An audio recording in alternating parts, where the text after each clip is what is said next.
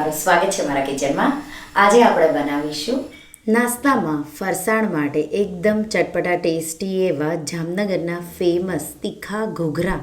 તો એકદમ સરળ છે, એકદમ ખસ્તા એવા બનાવીશું.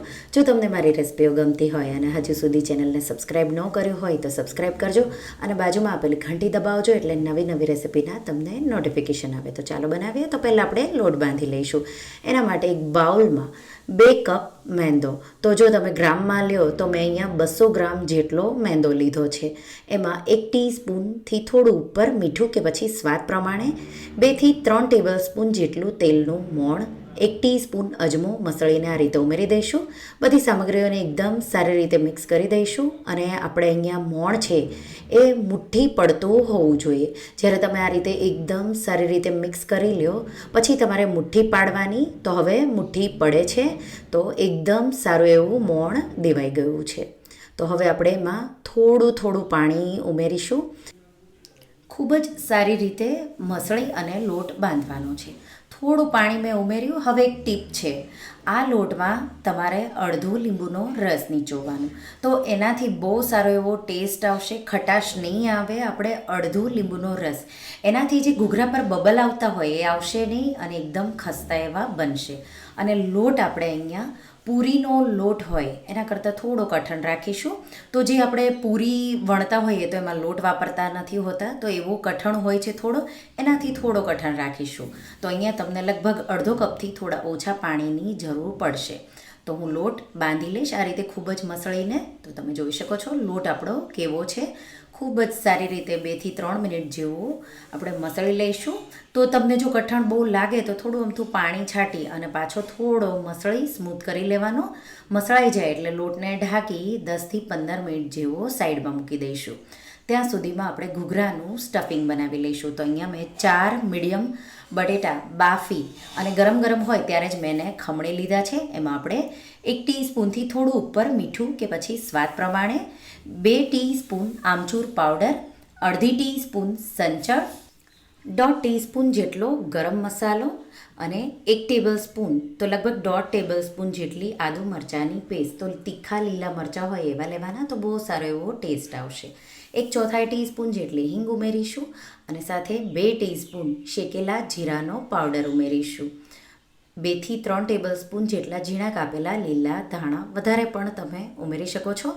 અને લાસ્ટમાં અડધો કપ બાફેલા લીલા વટાણા, વધુ ઓછા તમારા પ્રમાણે તમે કરી શકો છો. અને થોડો કલર માટે કાશ્મીરી લાલ મરચું ઉપરથી થોડું અમથું હું ઉમેરી દઈશ. તો લગભગ અડધી ટીસ્પૂન જેટલું જ મેં ઉમેર્યું છે. એકદમ સારી રીતે મિક્સ કરી દઈશું. તો અહીંયા મેં આમચૂર પાવડર ઉમેર્યો છે એટલા માટે લીંબુનો રસ આપણે નથી ઉમેરવાનો.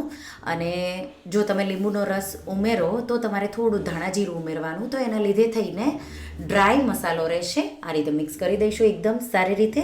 અને જો તમને ખાટું મીઠું થોડું ભાવતું હોય તો તમારે થોડી અમથી 1 થી 2 ચપટી જેટલી જ ખાંડ ઉમેરવાની. તો ઓપ્શનલ છે, આ કમ્પલસરી નથી. મિક્સ કરી દઈશું એકદમ સારી રીતે. અને થોડી હળદર ઉમેરવી હોય તો એ પણ તમે ઉમેરી શકો છો. તો તમે જોઈ શકો છો એકદમ પરફેક્ટ એવો બટેટાનો મસાલો તૈયાર છે. સાઈડમાં મૂકીશું.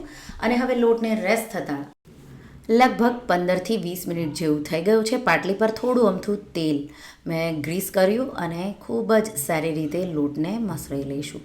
જેટલો તમે લોટ સારી રીતે મસળો એટલા જ તમારા ઘૂઘરા ખાવામાં ખસ્તા લાગશે. હવે આ રીતે એના 2 ભાગ કરી લઈશું. આ રીતે રોલ કરી એક સરખા 18 જેટલા લુવા, તો એક સરખા કરવાના એટલે એક સરખા તમારા ઘૂઘરા સાઇઝમાં બને. તો આ રીતે એક લુવો લેશું, મસળી આ રીતે એને દબાવી અને થોડું અમથું તેલ જો જરૂર લાગે તો લગાવવાનું, નહીંતર જરૂર ન હોય તો નહીં વાપરવાનું. અને આ રીતે આપણે પૂરી વણી લઈશું. તો આ રીતે અને પૂરી વણાઈ જાય એટલે હાથમાં આ રીતે પૂરી લઈ લઈશું. અને એક મોટી ચમચી જેટલું સ્ટફિંગ, તો જો તમને વધારે સ્ટફિંગ જોવે તો વધારે પણ ભરી શકો છો. અને આ રીતે પ્રેસ કરી દઈશું. 2 કિનારીઓ આ રીતે સીલ કરી દઈશું. તો આ રીતે અને હવે ફોલ્ડ કરીશું. તો એકદમ સારી રીતે ચિપકાવવાની કિનારીઓ. પછી આ રીતે અંગૂઠાના મદદથી ચપટી કરવાની, પછી ફોલ્ડ કરવાનું. તો આ ડિઝાઇન આ રીતે વડે તમારે ફોકના મદદથી 2 કિનારીઓ ચિપકાવી આવો ઘૂઘરા જેવો શેપ આપી અને તમે ફોકના મદદથી પણ ડિઝાઇન આપી શકો છો. તો હું તમને એક હજી પ્રોપર બતાવી દઈશ. તો આ રીતે 2 કિનારીઓ લઈશું આ રીતે અને ચિપકાવી દઈશું. તો એકદમ પ્રોપર રીતે ચિપકાવવાનું. અને હવે આપણે એને ફોલ્ડ કરીશું. તો આ રીતે એક કિનારી સાઈડથી આ રીતે ફોલ્ડ કરીશું, પિંચ કરીશું, ફોલ્ડ કરીશું, પિંચ કરીશું. તો આ રીતે આખો ઘૂઘરો હું ફોલ્ડ કરી પિંચ કરી વાળી લઈશ. તો આ રીતે તમે જોઈ શકો છો એકદમ પરફેક્ટ એવી ડિઝાઇન તમારી પડશે. અને લાસ્ટમાં જો લાગે લોટ વધારે છો તો આ રીતે ચપટીથી લોટ કાઢી અને ફોલ્ડ કરી દેવાનું. તો આ રીતે 4 જેટલા ઘૂઘરા મેં વાળી લીધા છે. હવે તેલ ગરમ કરવા મૂકી દઈશું. તો તેલને એકદમ સ્લો ફ્લેમ પર જ ગરમ કરવાનું છે અને હલકું ગરમ હોય ત્યારે આ રીતે આપણે ઘૂઘરો તેલમાં ઉમેરીશું. અને હવે થોડા બબલ થશે એમાં જ આપણે ઘૂઘરાને તળવાના છે. તો લગભગ મેં 3 ઘૂઘરા ઉમેરી દીધા અને આપણે ત્રણેય ઘૂઘરાને લગભગ તમને 7થી 8 મિનિટ જેવું એક ટાઈમમાં લાગશે. આ રીતે લગભગ 4 મિનિટ જેવું થાય એટલે સાઈડ ચેન્જ કરવાની. પાછી તમારે 4 મિનિટ પછી પાછી સાઈડ ચેન્જ કરવાની અને પછી ગોલ્ડન જેવો થોડો કલર આવી જાય ઘૂઘરાનો ત્યાં સુધી તમારે એને તળવાના. તો તમે જોઈ શકો છો એકદમ પરફેક્ટ એવો ઘૂઘરાનો કલર આવ્યો છે. તો એ જ રીતે મેં બીજા બધા ઘૂઘરા, જ્યારે આ ઘૂઘરા તળાતા હતા ત્યારે એની રોટલીઓ પૂરીઓ વણી અને સાઈડે એની કિનારીઓ મેં ફોલ્ડ કરી છે. કિનારીઓ ફોલ્ડ કરવી એકદમ ઇઝી છે અને એકદમ પરફેક્ટ એવા તમારા ઘૂઘરા બનશે. અને ગરમ ગરમ ઘૂઘરાને સર્વિંગ પ્લેટ પર કાઢીશું. અને ઘૂઘરા જ્યારે સર્વ કરો ત્યારે તમારે ઉપરથી આ રીતે હોલ, તો તમે જોઈ શકો છો એકદમ ખસ્તા એવા છે. અને વચ્ચે આંબલીની ગળી ચટણી અને તીખી ફુદીના ધાણાની લીલી ચટણી ઉમેરવાની ઉપરથી. તમે એકલા ખાઓ તો પણ આનો મસાલો બહુ ટેસ્ટી એવો લાગે છે. ઉપર મસાલા શીંગ થોડી ઉમેરીશું, લીલા ધાણા અને ઝીણી સેવ ઉમેરી અને આ ઘૂઘરાને સર્વ કરીશું. સાથે તમારે ફુદીના ધાણાની ચટણી અને આંબલીની ચટણી સાથે સર્વ કરવાનું. એકલા તમે ગરમ ગરમ ખાશો તો ચટણીઓની પણ જરૂર નહીં પડે એવા ઘૂઘરા લાગે છે. તો ઘૂઘરા તો તમે બહુ જ બનાવ્યા હશે, પણ આવા રીતે તમે એકવાર તીખા ઘૂઘરા ઘરે જરૂરથી ટ્રાય કરજો. એકદમ ખસ્તા એવા અને મસાલો તમે જોઈ શકો છો એકદમ પરફેક્ટ એવો, તમને ચટણીઓની પણ જરૂર નહીં લાગે એવો ટેસ્ટી એવો બન્યો છે. તો આ ખસ્તા એવા તીખા જામનગરના ફેમસ ઘૂઘરાની રેસિપી જરૂરથી ટ્રાય કરજો.